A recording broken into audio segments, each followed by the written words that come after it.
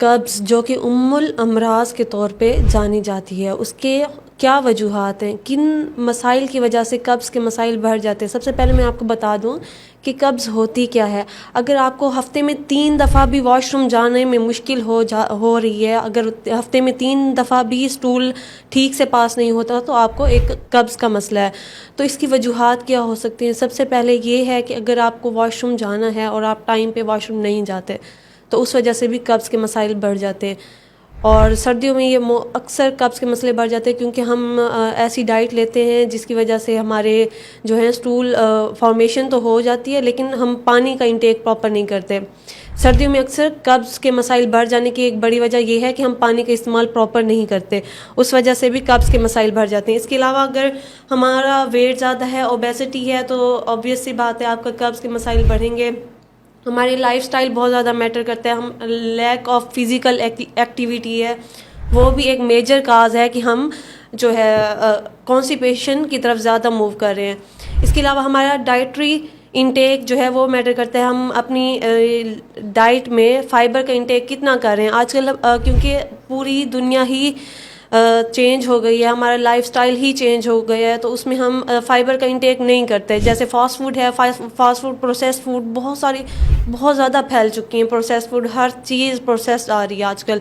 तो उसमें मेजर जो लैकिंग होती है वो किस चीज़ की कमी होती है कि उसमें फ़ाइबर नहीं होता। फ़ाइबर जो आपकी गट की हेल्थ के लिए बहुत अच्छा होता है, आपकी स्टूल की फॉर्मेशन के लिए, स्टूल की मूवमेंट के लिए बहुत ज़्यादा ज़रूरी होता है। तो उस वजह से आपका ना जो कब्ज़ का मसला वो बढ़ जाता है। हमारी जो फ़ाइबर की इंटेक कम हो गई है, फ़ास्ट फूड का इंटेक ज़्यादा हो गया है, जिसकी वजह से हमारे मैदे के मसाइल बढ़ते ही जा रहे हैं।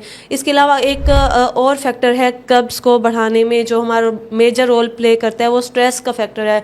अगर हमारा क्रॉनिक हम स्ट्रेस में रहते हैं, दिन रात हमारे कोई टेंशन हमारे माइंड में है, तो हमारी सबसे पहला हमारा मैदा डिस्टर्ब होता है। हमारी मैदे की जो कंडीशन है वो डिस्टर्ब हो जाती है। इसके अलावा आंतों के हालात वो नहीं रहते जैसे नॉर्मल इंडिविजुअल के होते हैं। तो अक्सर स्ट्रेस फैक्टर की वजह से जो मसला शुरू हो जाता है वो होता है आईबीएस का। उसको कहते हैं आईबीएस-सी, मतलब आईबीएस कब्ज़ वाला पेशेंट को मसला चल रहा है। तो उस कंडीशन में भी पेशेंट को मुसलसल जो भी वो कर लेता है, तो उस केस में भी मुसलसल उसको कब्ज़ ही रहती है।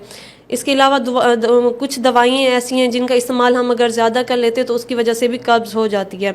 और अब इसका हम हल डिस्कस करते हैं कि इसका प्रॉपर तरीक़ाकार क्या है। सिर्फ मेडिसिन है, लैक्सेटिव्स का इस्तेमाल करना, हम दिन ब दिन लैक्सेटिव का इस्तेमाल करते रहें, डेली बेसिस पे लैक्सेटिव्स का इस्तेमाल करते रहेंगे, तो हमारी गट ठीक रहेगी, हमारे कब्ज़ के मसाइल ठीक रहेंगे। या फिर डाइट भी ऐसी है जो कब्ज़ को ख़त्म करने में मेजर रोल प्ले करती है। हमारी ग़िज़ा ऐसी होनी चाहिए जिससे हमारी कब्ज़ के मसाइल कम हो जाएं। जैसे सब्ज़ पत्तों वाली सब्जियों का ज़्यादा इस्तेमाल करना चाहिए। साग है, पालक है, मेथी दाना है, इसमें बेतहाशा फ़ाइबर है। फ़ाइबर के साथ साथ बहुत सारे ऐसे विटामिन हैं जो आपकी गट के लिए बहुत अच्छे होते हैं।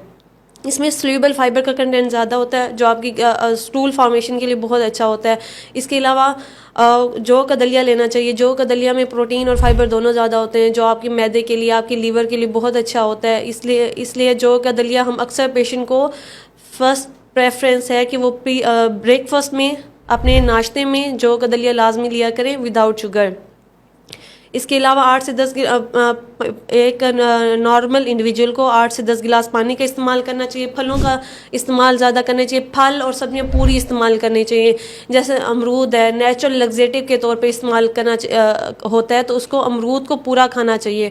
जामुन का इस्तेमाल ज़्यादा करें, उसमें फ़ाइबर का कंटेंट ज़्यादा है। इसके अलावा अगर आप सब्जियों की तरफ आ जाएँ, खीरा है, खीरा में आप पानी का कंटेंट बहुत अच्छा पाया जाता है। आपकी जो गट की हाइड्रेशन को इम्प्रूव करने के लिए खीरा एक बेहतरीन चीज़ है जो आपको डेली बेसिस पे इस्तेमाल करना चाहिए। वो वेट को कम करने के लिए भी बहुत अच्छा है और आपकी जो कब्ज़ के मसाइल हैं उसको भी कम करता है। उसके अलावा ओमेगा 3 फैटी एसिड के सोर्सेज, जो भी सोर्सेज हैं वो आपको बढ़ाने चाहिए। उसमें आ जाती है आपकी फ़िश, आ जाती है तली हुई फ़िश नहीं, स्टीम ग्रिल या बेक करके आप फ़िश ले सकते हैं। और नट्स का इस्तेमाल ज़्यादा करें। सनफ्लावर सीड 1 चम्मच ले लिया करें और अखरोट 2 से 3 ले लिया करें। एक मुट्ठी भर के जो भी आप नट्स लेना चाहिए वो आप ले सकते हैं, उससे भी आपकी कब्ज़ के मसाइल ठीक हो जाते हैं। इसके अलावा आपको चाय का कम से कम इस्तेमाल करना चाहिए। चाय के बेतहाशा नुकसानात हैं, तो आप अगर अपनी चाय का इस्तेमाल कम करेंगे। चाय का मतलब किसी भी ऐसी चीज़ जिसमें कैफ़ीन पाई जाती है। कैफ़ीन के सोर्सेज में आ जाते हैं आपकी चाय, coffee, cold drinks, even green tea भी कम लेना चाहिए। ऐसी वो ग्रीन टी जो पैकेट में हो वो नहीं लेनी चाहिए। जो नेचुरल लीव्स के तौर पे जैसे पुदीना है, अदरक है, इसका कहवा बना के ले लें। लेकिन जो प्रॉपर कैफ़ीन के सोर्सेज हैं, सिगरेट वगैरह भी आपने कम कर देनी है। उससे भी आपकी गट की हेल्थ, कब्ज़ के मसाइल कम हो जाएंगे। बेसिक हमारे जो पाकिस्तानी एरिया है उसमें हमारे पास बेतहाशा ऐसे पेशेंट आते हैं जो कब्ज़ के मसाइल से क्रॉनिकली सफ़र कर रहे होते हैं। उसकी रीज़न क्या होती है? 8 से 10 गिलास हम दूध पत्ती के पीते हैं। हम अगर उनको मना कर दें कि आपने चाय नहीं पीना, तो वो मैडम कहते हैं हम दूध में पत्ती डाल के पी सकते हैं। तो उनको इस बात का समझना चाहिए कि आप कैफ़ीन का इंटेक कर तो रहे हैं, किसी भी फॉर्म में करें। दूध पत्ती ज़्यादा नुकसानदेह है बनिस्बत पानी वाली चाय से।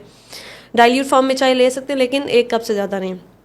और इसके अलावा जो इंजीर है, इंजीर का इस्तेमाल बेतहाशा बहुत अच्छा है, बहुत ज़्यादा इसके फ़ायदे में हैं कब्ज़ को ख़त्म करने के लिए। इंजीर को आप कैसे इस्तेमाल कर सकते हैं कब्ज़ ख़त्म करने के लिए? इंजीर को अगर आप 2 से 3 दाने रात को भिगोएं, सुबह आपने वो दाने भी इस्तेमाल करने, पानी का भी इस्तेमाल करने, उससे भी आपके कब्ज़ के मसाइल कम हो जाते हैं। और इसबगोल का इस्तेमाल करना चाहिए। इसबगोल में सॉल्युबल फाइबर बहुत ज़्यादा होता है जो आपकी गट के लिए बहुत अच्छा होता है। इसलिए सुबह और रात को आपने इसबगोल का इस्तेमाल करना है। सुबह निहार मुँह पानी में डाल के ले लें, रात को दूध में डाल के ले लें। इससे आपका वेट भी कंट्रोल रहता है। और दही का इस्तेमाल करें। दही आप हर खाने के साथ भी ले सकते हैं। एटलीस्ट दिन में 1 दफ़ा दही का इस्तेमाल करें। और हर खाने के साथ 1 कप पुदीना और धनिया की चटनी बना के लिया करें। जब डेली बेसिस पे आप की गट में जाएंगे सॉल्युबल फाइबर, आपकी डेली बेसिस में खुराक में जाएंगे तो आपकी कब्ज़ के मसाइल ठीक हो जाएंगे। इसके अलावा अगर आप एक्सरसाइज नहीं करते तो कब्ज़ आपकी रहेगी। एक्सरसाइज के बेतहाशा फ़ायदे हैं, जैसे आपका वो स्ट्रेस लेवल कम करेगी, आपकी खुराक की एब्जॉर्प्शन को इम्प्रूव करेगी, डाइजेशन को इम्प्रूव करेगी।